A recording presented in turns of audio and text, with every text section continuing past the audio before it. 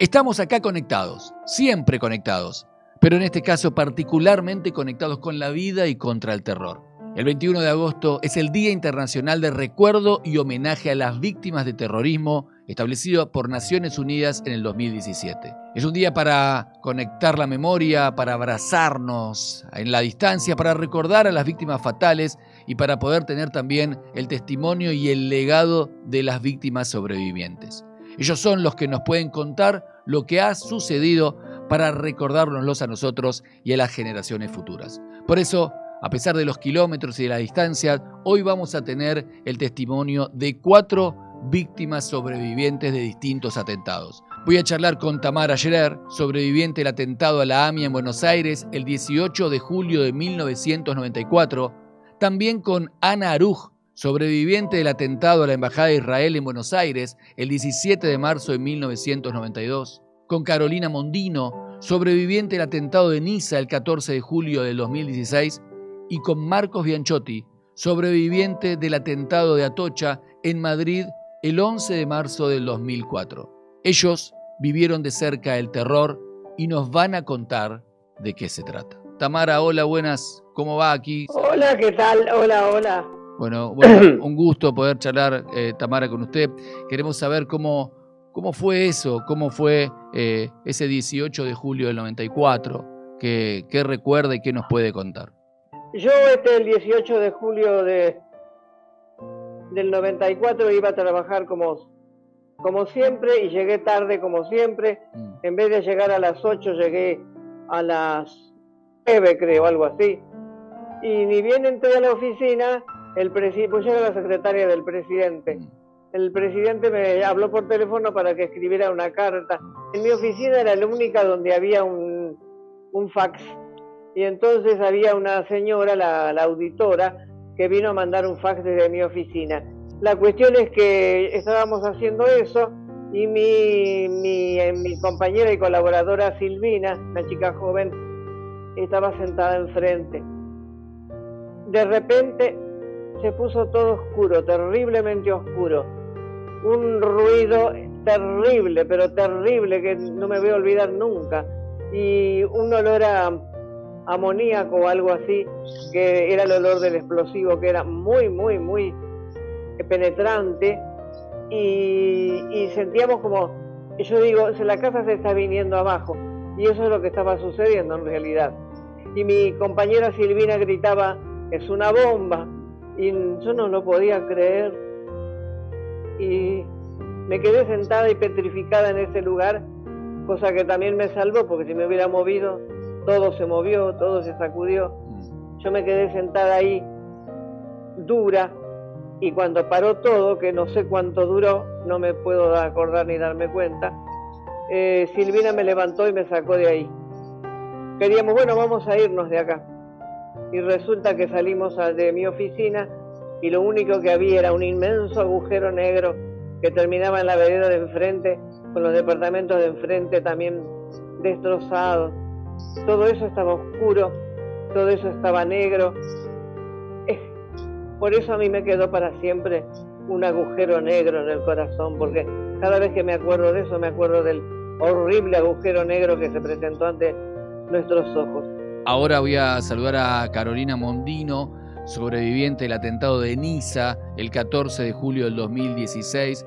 Carolina, ¿cómo va? Un gusto saludarte. ¿Cómo estás? Contanos cómo es ser sobreviviente de un atentado de esta magnitud. Ese 14 de julio 2016, en la promenada des Anges, o sea, el paseo de los ingleses, había más o menos 30.000 personas.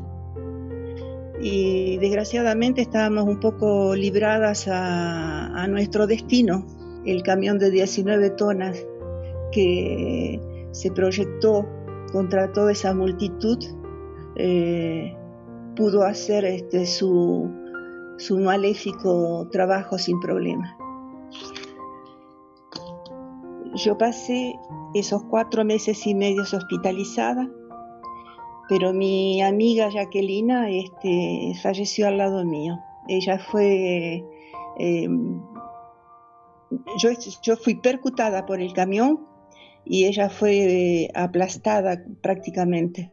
Saludo a Ana, Ana Aruj, Diego saluda, ¿cómo va Ana? Hola a todos, buenas tardes. Ana, sobreviviente del atentado de la Embajada de Israel en Buenos Aires el 17 de marzo del 92. Bueno, también un pequeño testimonio dentro de lo que se pueda contar y después saber cómo es a partir de ese momento ser un sobreviviente de este tipo de circunstancias. Voy a empezar, yo en ese momento era la encargada de la oficina de la agencia judía en la Embajada de Israel. Y llegué ese día y me encontré ahí antes de llegar a mi oficina con Graciela Levinson. Y las dos estábamos hablando porque teníamos hijos de la misma edad y que estaban estudiando en la secundaria en el mismo aula. Y hablábamos de los problemas de los chicos. En cierto momento yo le dije, tengo que ir a trabajar, y ella me dijo, yo también, pero antes me voy a hacer un café. Ella fue a hacerse un café, fue para un lugar, para un lado, y yo fui para otro. Yo fui para la oficina. A Graciela la encontraron 3 días después debajo de los escombros. Yo fui a la oficina, me senté en el escritorio, y frente a mí, como yo era la encargada era la jefa de ese sector, estaba Alicia, una compañera, amiga, y estábamos trabajando, y ahí eso es lo último que recuerdo. Para mí el atentado empezó cuando de repente escuché que Alicia, escuché una voz como que venía de otro lugar diciendo ¡Ana! Y bueno, me llamó varias veces así, como una película en cámara lenta, y escuchaba muy bajito. Abrí los ojos y vi todo negro, vidrios sobre mi cabeza, partes de una ventana metálica que tenía en la pared detrás mío, que daba a la calle Arroyo, que era donde estaba la embajada.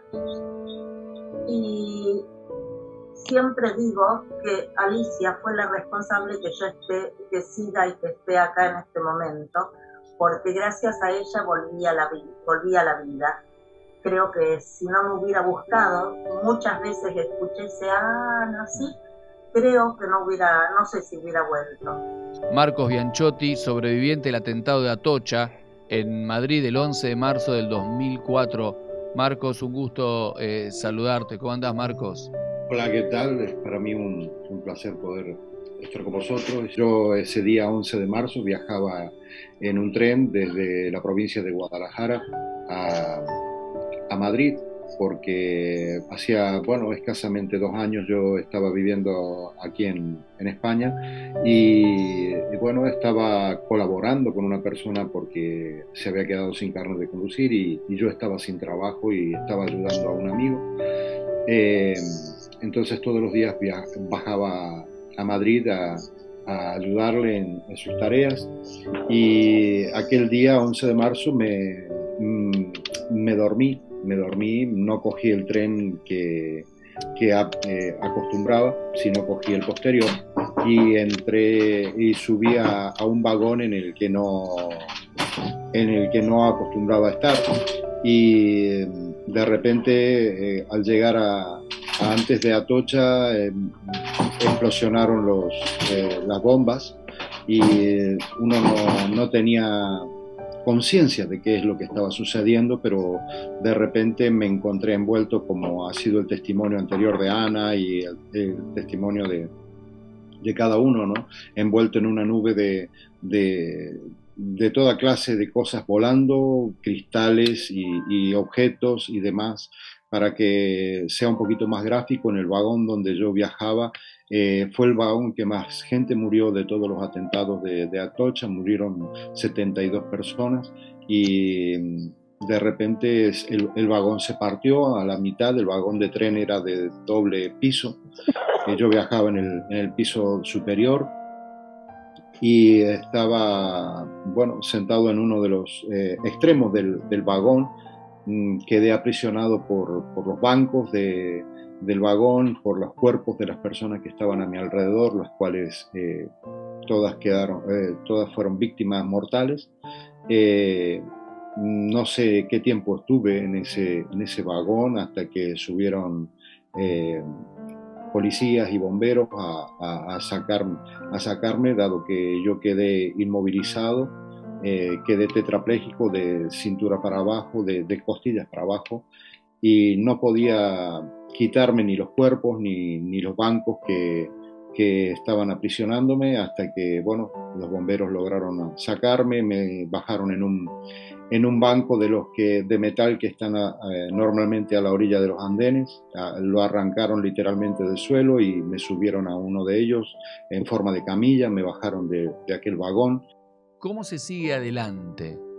Afortunadamente la vida consta de muchas fases y muchos aspectos, y está la cotidianeidad a la que hay que continuar. Si yo me tengo que levantar, tengo mis obligaciones, tengo mis cosas que atender. Hay momentos en que desde el principio estoy hablando que no podía pensar en eso, que tenía que hacer las cosas y después pensar en las cosas gratas que uno tiene, como ser hijos, nietos, ese tipo de alegrías. No es fácil. A cada rato, a cada momento, aunque ya pasaron 27 años, ¿y ahora para qué? ¿Y dónde está todo? ¿Y qué pasó con mi vida? ¿Y cómo voy a seguir? Y bueno, entonces uno piensa en todo esto, saca fuerzas de donde sea, pasa el mal momento y se va acostumbrando a como el ser humano se acostumbra a todas las cosas y va tratando de seguir adelante con su vida. Yo tenía 62 años, hoy en día tengo 89 y pienso que mi obligación y mi deber mientras viva, mientras tenga uso de razón, es testimonial. Y desde entonces, bueno, todo ha sido una lucha constante por tratar de sobreponernos a aquel tiempo. En un primer momento sí es verdad que hubo digamos, como una reacción espontánea de mi consciente a tratar de autocensurar la situación y de querer creer que no fue tan grave, que no pasó, pero con el paso del tiempo y al ir viendo los acontecimientos en el resto del mundo, ¿no es cierto? Primero los atentados en el metro de Inglaterra y posteriormente los otros atentados, te puedo decir que a día de hoy el dolor se hace más profundo con aquellos que, entiendo, están viviendo en estos momentos lo que en aquel tiempo fue para mí algo tan difícil, tan doloroso. Tenemos una vida antes y una vida después, cuando se sufren atentados de esta naturaleza. La pregunta que viene muy a menudo es ¿por qué? ¿Por qué? ¿Por qué no podemos vivir de una manera diferente? ¿Por qué no podemos pensar de una manera diferente? En Niza fue 86 cuerpos que quedaron destrozados sobre el pavimento. Y fuimos muchas personas que estuvimos heridas con mayores o menores gravedad. Y es toda una ciudad, toda una población que el día de hoy trata de sanar sus heridas. Le voy a preguntar a Ana, que es sobreviviente de atentado a la Embajada de Israel en Buenos Aires, lo mismo. ¿Cómo se construye, Ana, sobre lo destruido? El hecho de salir y de querer hacer cosas me impulsó a seguir la vida. Además, los 5 que estábamos en el piso, que los quiero nombrar, eran Alfredo, Eduardo K., Eduardo D., Alicia y yo. Los 5 seguimos en contacto hasta el día de hoy, cada uno en distinto lugar del mundo, no estamos todos juntos, pero seguimos el contacto y nos damos fuerza unos a otros. Además, durante mucho tiempo a mí me costaba hablar sobre el tema. Había mucha gente que no sabía que yo había sido sobreviviente de la embajada durante mucho tiempo. no podía hablar del tema. Lo que me ayudó a seguir fue también el ayudo psicológico. Hasta el día de hoy tengo también los temas, los problemas que son consecuencia del momento, pero sobre todo la familia, la continuidad, los hijos, los nietos, los amigos, y eso es un apoyo básico, importante para poder seguir adelante. Los problemas físicos y psicológicos del atentado, el problema que tengo de la audición, problemas, los sustos que me doy con la oscuridad o con las voces un poco fuera de lugar, son cosas que uno lo va superando.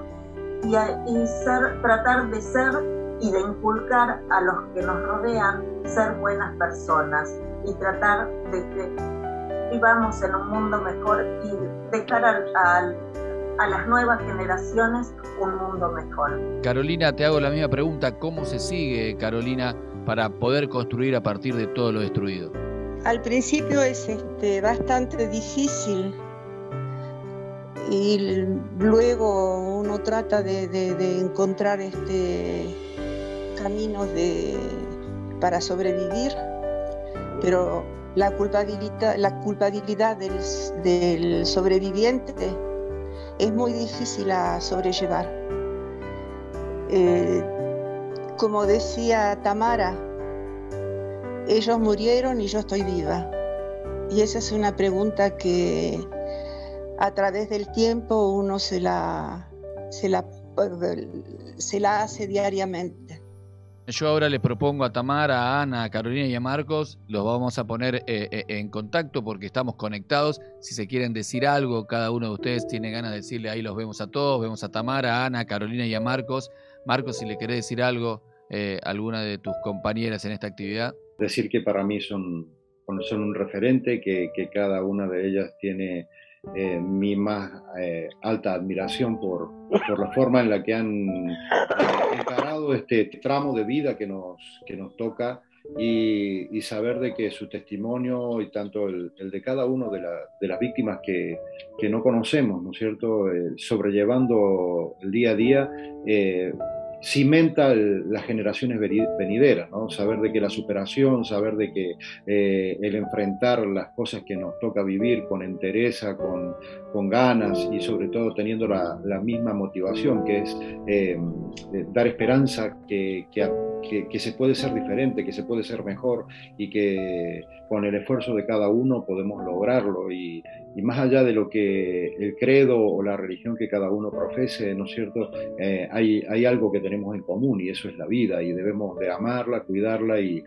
respetarla para unos y para otros. Es verdad, entre las víctimas tenemos un lenguaje muy especial a nosotros mismos. Yo les deseo de todo corazón que superen todos estos momentos difíciles, todos esos recuerdos imborrables, porque son imborrables, pero que madurando con el tiempo se vuelven un poco más soportables. Ana. Creo que cada uno de nosotros tenemos un común denominador y podemos cada uno contar la historia del otro porque sentimos lo mismo. Solo hay algo que no estoy segura, que yo sí sé que en la Argentina, tanto el atentado en la AMIA como el atentado en la embajada, todavía no se han encontrado culpables ni se ha hecho justicia. Y eso es una asignatura pendiente. No sé en Atocha y en Niza cómo fue, pero es una asignatura pendiente hacer justicia, encontrar a los culpables, tanto para el atentado de la embajada como el de la AMIA. Bueno, sí, claro que sí. Bueno, Tamara, muchísimas gracias por haber participado con nosotros. Lo mismo Ana, Carolina, Marcos, muchísimas gracias por estar en este Día Internacional de Recuerdo y Homenaje a las Víctimas del Terrorismo. Muchas gracias a todos. Igualmente, gracias a ti. Gracias a ustedes. Bueno, gracias a todos y los abrazo. Gracias. Claro que buscamos un saludo grande. Un saludo grande. Buscamos justicia, que no haya impunidad y por sobre todas las cosas memoria de todos nosotros y nada mejor que hacerlo todos los días y especialmente el 21 de agosto, Día Internacional de Recuerdo y Homenaje a las Víctimas de Terrorismo.